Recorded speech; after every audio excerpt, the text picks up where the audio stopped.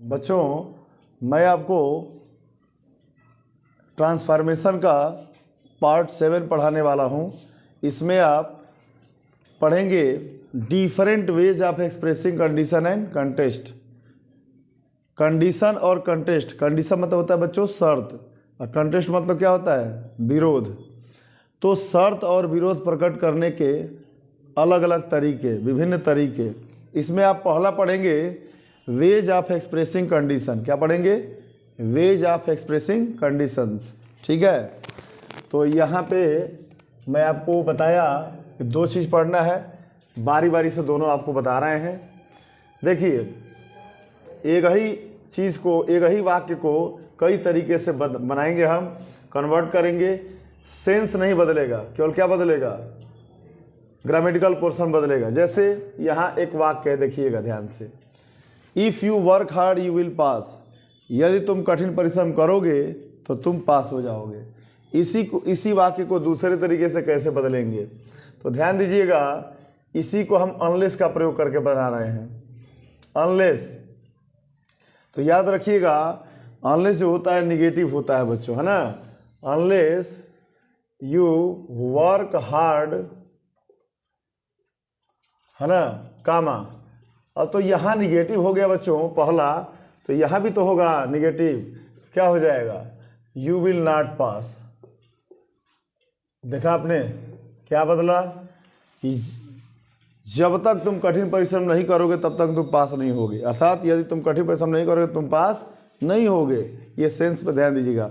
If वाले में कोई दिक्कत नहीं है, लेकिन अनलेस में, अनलेस वाला पहला जो क्लास होगा वो निगेटिव होगा, तो आगे भी सेंस पूरा करने के लिए, भाव को पूरा करने क्या करेंगे? नॉट लगाना पड़ेगा। तो एक तरीका हो गया, है ना, एक आपने चेंज कर दिया। फिर इसी को आप चाहें तो लिख सकते हैं इन केस। इन केस मतलब यदि होता है, ठीक है ना।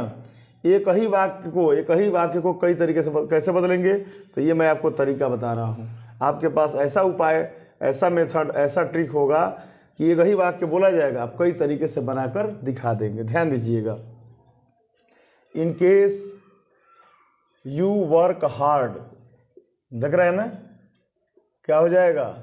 You will pass. In case का अर्थ वही होगा, यदि तुम कठिन परिश्रम करोगे तो पास हो जाओगे। तो देखा आपने, यहाँ अनलेस बताया मैंने, यहाँ पे क्या हो गया? In case. ठीक है, अब चलिए और भी तरीके हैं आपको हम बता रहे हैं, और भी कुछ वाक्य ले रहे हैं हम लोग, है ना। जैसे शुड का प्रयोग करके भी बनाते हैं। शुड यू वर्क हार्ड,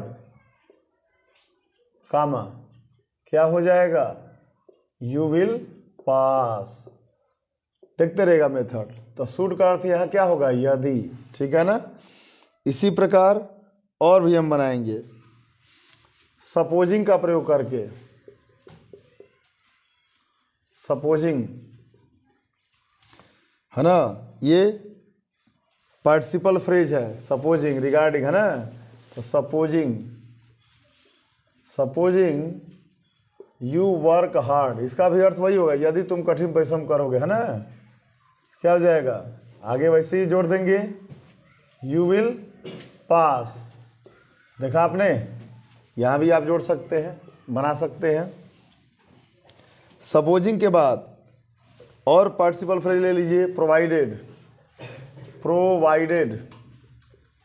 है ना, प्रोवाइडेड। बाकी सब वही रहेगा, कामा के बाद यहाँ वैसे ही लिख लीजिएगा। ठीक है, इसके बाद और भी मैं वाक्य दे रहा हूँ।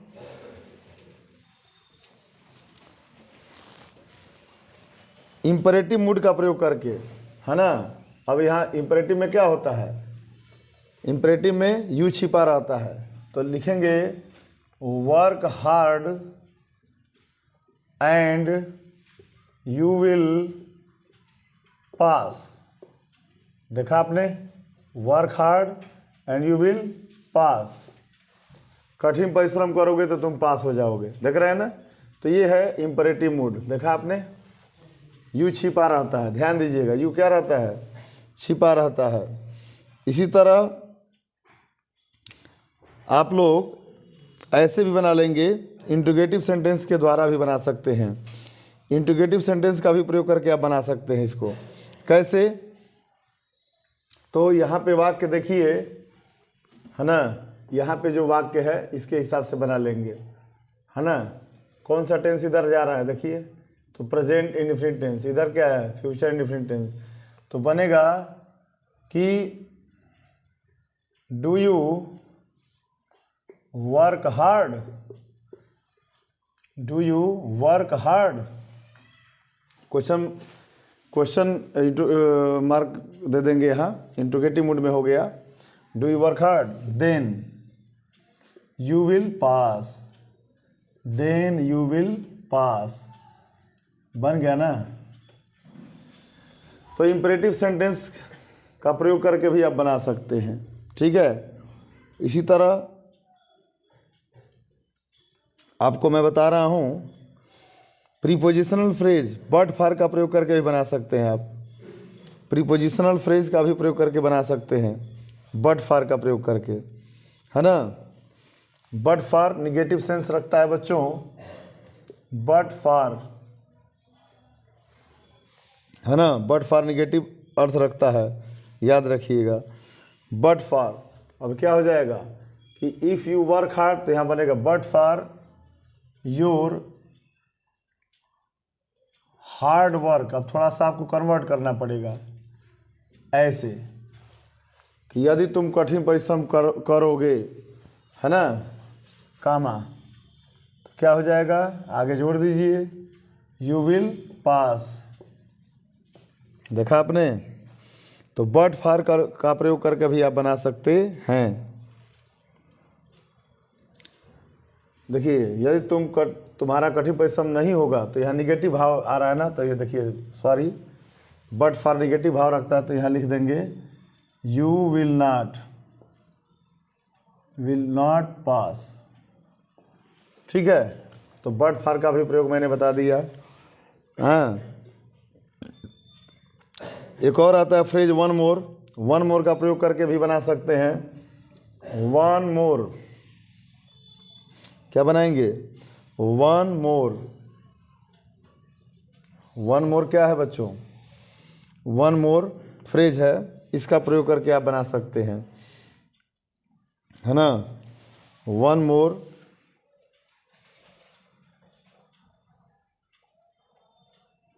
One more your work hard, your hard work, one more your hard work होगा, sorry, hard work, comma you will pass. तो इस तरह से एक ही वाक्य को आपने कितने तरीके से बना लिया, 1 2 3 4 5 6 7 8 9 तरीके से मैंने आपको सिखा दिया। ये सारे क्या भाव प्रकट कर रहे हैं, क्या चीज़ प्रकट कर रहे हैं, कंडीशन। देखा आपने, ये सब क्या प्रकट कर रहे हैं, कंडीशन, ठीक है। तो एक वाक्य को कई तरीके से आपने बनाया, अनलेस का, in case, should, supposing, provided, work hard, ये इंपरेटिव मूड है बच्चों, और ये इंट्रोगेटिव सेंटेंस का प्रयोग करके बनाए हैं। बट फॉर निगेटिव भाव रखता है, इस प्रकार से बनाएंगे आप। थोड़ा सा आपको ये चेंज करना पड़ेगा नाउन फॉर्म में, your hard work, you will not pass, ऐसे। वन मोर का प्रयोग करेंगे, ऐसे ही रहेगा, इसी रूप में, और ऐसे बना लेंगे। तो मैंने आपको ये चीज़ बता दिया कंडीशन वाला। अब एक बचा है कंटेस्ट वाला, तो कंटेस्ट वाला भी आप चाहें तो बना सकते हैं। कंटेस्ट में भी कई तरीके से आप बना सकते हैं, ठीक है। कंटेस्ट में भी चाहे तो आप यहाँ बना सकते हैं कई वाक्य को कई तरीके से, ठीक है। सेकेंड यहाँ लिख लीजिए, क्या, वेज ऑफ एक्सप्रेसिंग, यहाँ लिख लीजिए वेज ऑफ एक्सप्रेसिंग कंट्रेस्ट। क्या लिखिएगा, कंट्रेस्ट। कंट्रेस्ट मतलब बच्चों विरोध, मैंने बताया ना। एक कंडीशन हो गया, कंडीशन वाला, है ना, स्क्रीनशॉट ले लीजिएगा, आप बना लीजिएगा यहाँ। अब देखिए, अब आपको बताएंगे हम कंटेस्ट मतलब विरोध प्रकट करने वाला। आइए एक एग्जाम्पल लेंगे और शेष बनाएंगे हम लोग, ठीक है ना। एक एग्जाम्पल सारा बना देंगे। देखिए, जैसे एग्जाम्पल हम ले रहे हैं, दो ही इज पुअर, दो ही इज पुअर, कामा, कामा का प्रयोग होता है, येट का प्रयोग नहीं होता, कामा, ही इज ऑनेस्ट। तो यहाँ पे आप देख रहे हैं बच्चों कि दो ही इज पुअर, यद्यपि वह गरीब है फिर भी वह ईमानदार है। देख रहे हैं ना, ये विरोध प्रकट हो रहा है। अब इसी को कई तरीके से बनाएंगे, जैसे आप कंडीशन वाला चेंज किए हैं, है ना, दो या आल्दो का प्रयोग कर सकते हैं। इसी वाक्य को बनाते हैं आगे हम लोग। Prepositional, preposition not with standing का प्रयोग करके, प्रीपोजिशन नॉट विद स्टैंडिंग का प्रयोग करके बनाएंगे हम लोग, है ना। कैसे? तो लिखेंगे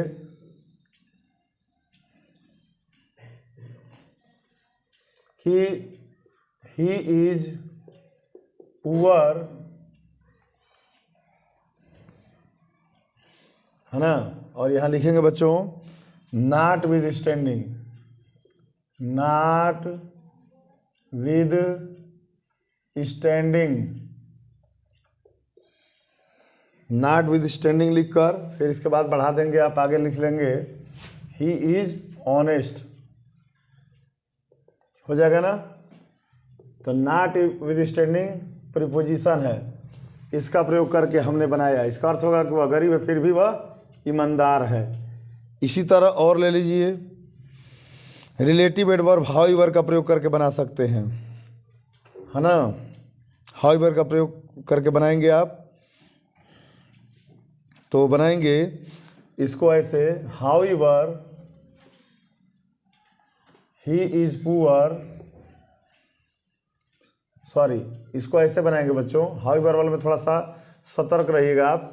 हाउएवर में, हाउएवर के बाद ऐसे बनेगा, एडजेक्टिव यहाँ आ जाएगा, however poor, however poor, he is क्या हो जाएगा, ही इज, ये क्या हो जाएगा, he is honest, he is honest. देख रहे हैं, तो आपने क्या किया, हाउएवर का प्रयोग किया, ठीक है ना। ये रिलेटिव एडवर्ब है, रिलेटिव एडवर्ब, हाउएवर क्या है, रिलेटिव एडवर्ब, है ना।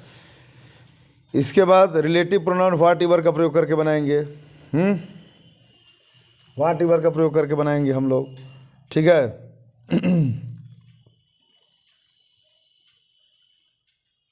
तो व्हाट एवर का प्रयोग करके बनाएंगे तो लिखेंगे, है ना, कि ही इज पुअर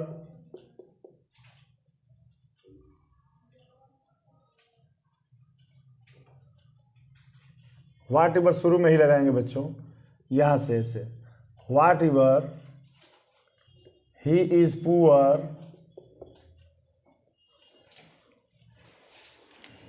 है ना। व्हाट एवर से बनाएंगे तो हम लोग कैसे बनाएंगे, तो what ever he is poor ऐसे ही बनाएंगे हम लोग, है ना।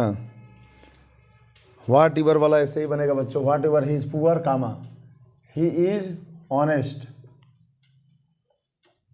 देख रहे हैं, ऐसे बना लेंगे, भले ही वह गरीब है वह ईमानदार है। देख रहे हैं ना। इसी तरह एज का प्रयोग करके बनाएंगे बच्चों, एज का प्रयोग करके। तो देखिए, एज वाले में और आपको ध्यान देना है, पुअर शुरू में रहेगा, poor, as he is, as he is क्या हो जाएगा, he is honest, he is honest बन जाएगा ना। इसी तरह आप ऑल द सेम करके बनाएंगे, तो ऑल द सेम का प्रयोग करेंगे तो होगा ही is poor all the same, all the same, all the same he is honest. देख रहे हैं आप लोग, ही इज ऑनेस्ट। तो ऑल द सेम का प्रयोग करके भी आपने बना लिया। एडमिटिंग का प्रयोग करके बनाएंगे, है ना। एडमिटिंग का प्रयोग करके बनाएंगे तो ऐसे बनेगा, एडमिटिंग है ना, he is poor, admitting he is poor comma, आगे वाला वैसे ही जोड़ देंगे, ही इज ऑनेस्ट। ठीक है ना, समझिए फटाफट। एडमिटिंग का प्रयोग करके बना लेंगे, एट द सेम टाइम का प्रयोग करके बनाएंगे, एट द सेम टाइम का प्रयोग करके, ही इज पुअर, जैसे यहाँ ऑल द सेम में बनाया ना, फिर भी उसका अर्थ वही होगा, फिर भी at the same time, at the same time, इसका भी अर्थ क्या होगा, फिर भी ही is honest, he is honest. ठीक है, इसी तरह हमने आपको बता दिया एट द सेम टाइम। इसके बाद आगे देखिए अलग अलग तरीके से इंडीड का प्रयोग करके बनाएंगे, तो बनाएंगे इंडीड बट का, है ना, तो बनेगा ही is poor Indeed, he is poor Indeed but he is honest, he is honest. देखा आपने, तो इंडीड बट का प्रयोग करके बनाए हैं हम लोग, इंडीड बट का प्रयोग करके, है ना। इसके बाद नॉट विद स्टैंडिंग तो हम बताए हैं ना यहाँ पे। चलिए आगे बढ़ते, एक और समझ लीजिए, इवन इफ का प्रयोग करके बना सकते हैं आप, even if he is poor comma, क्या हो जाएगा, he is honest, he is honest. ठीक है, तो इस तरह से बच्चों मैंने आपको दोनों चीज़ सिखा दिया। जब आप बनाएंगे तो बहुत ही समय लगेगा, आप एक ही वाक्य को बना कर दिखाइएगा, तो आप देखेंगे ना, एक वाक्य को बना रहे हैं तो यहाँ भी कई टाइप हो गया, 8-9 प्रकार हो गया, और यहाँ भी कई तरीके से आप बना सकते हैं 8-9 तरीके से। तो ये कंडीशन वाला है, ये कंटेस्ट वाला है, तो इस तरह से मैंने आपको पूरा बता दिया। ठीक है ना, तो वाक्य को समझिएगा, जितना मैंने कंडीशन वाला बताया है, इधर कंटेस्ट वाला बताया, बढ़िया से समझ लीजिएगा, स्क्रीनशॉट ले लीजिएगा आप लोग, और चैनल को बार बार देखिए, वीडियो को बार बार देखकर चैनल को लाइक से सब्सक्राइब जरूर करिएगा। Thank you.